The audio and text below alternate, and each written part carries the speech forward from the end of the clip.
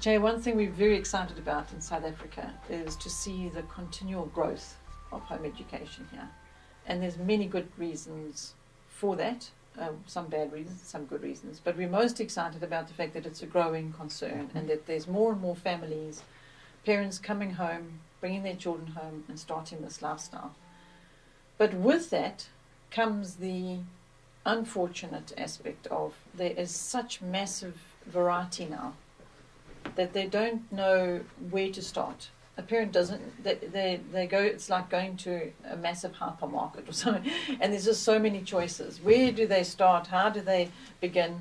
And if they get on the path of Oikos, we always remind them to begin with the Lord and in the Word. But if you could speak to the South Africans about that, because you've seen the whole history, how it's outplayed in the States, what would you say to parents that are coming first to begin with? Just they're starting out.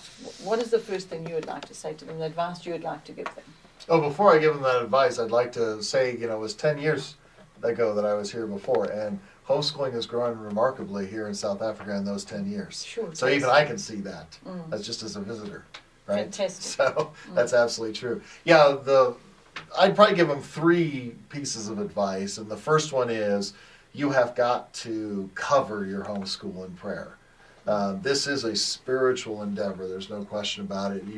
And so as a result, it can only be blessed if it's covered in prayer.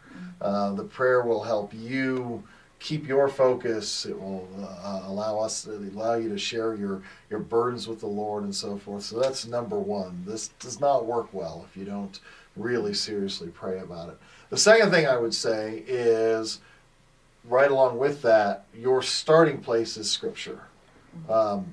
There will be days where you can barely get anything done in homeschool, and that's fine. The one thing you have to get done is Scripture. So that continually brings you back to the direction, to the path, and so it's very important. Daily Bible study as a family, as a group, that's something you have to get done every day. The third thing I would say is, do not worry about whether or not you're doing enough. We have this idea, and this is still true in the U.S., despite the fact that everyone's been homeschooling for so long. We always think, when I bring my child home, I've got to cover this subject and that subject and that subject and that subject, because that's how they're doing it in school. And because of that, we've got to get all of that done.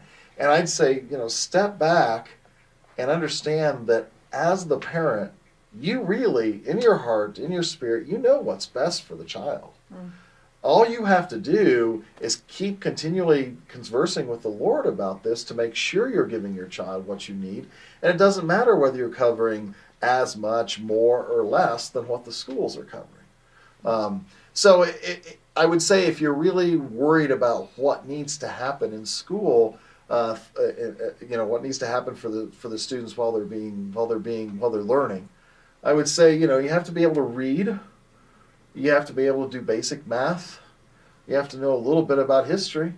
So those are the things you really focus on.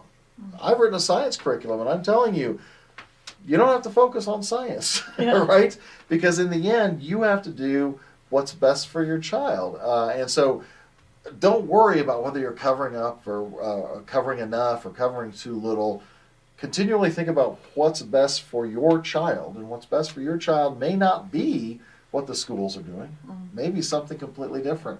I remember I spoke with one homeschool graduate who went off to university in the U.S. And for whatever reason, he thought he was really good at math. He got to university and found that compared to most of his fellow students, he was behind. He thought he had a good math curriculum. He thought his parents did it right, but obviously he was a little behind. You know what he said to me? He said it didn't matter, because since he had been taught how to learn, he just caught up.